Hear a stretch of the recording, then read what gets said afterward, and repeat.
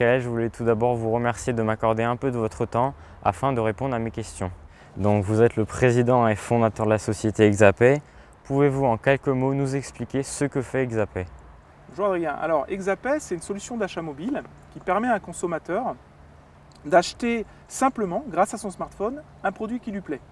Par exemple, il va pouvoir acheter un ticket de cinéma devant l'affiche du film. Vous êtes donc vraiment au cœur du e-commerce avec votre solution de paiement. À ce titre, pensez-vous que les volumes d'achat sur Internet vont continuer à augmenter au rythme actuel encore pendant longtemps? Je pense qu'ils vont encore augmenter. Le chiffre d'affaires du e-commerce en France pour 2013 va avoisiner les 50 milliards d'euros. C'est en gros 10% d'augmentation et ces 10% d'augmentation, ils sont présents depuis quelques dernières années.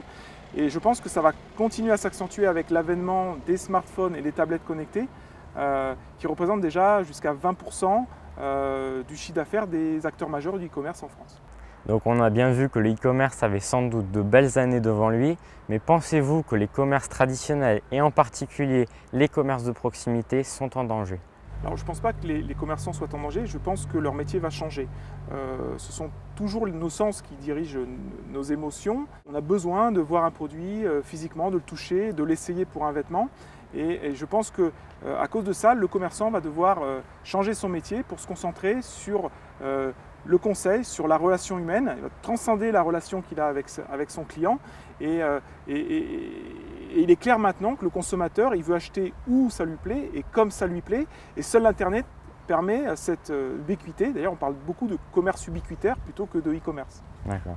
Le e-commerce a profondément modifié les modes de consommation. Mais peut-on dire que le commerce de proximité regagne des clients en jouant la carte du e-commerce? J'en suis profondément convaincu. Pourquoi? Parce qu'au départ du e-commerce, on promettait à chaque commerçant d'avoir une zone de clientèle virtuellement planétaire.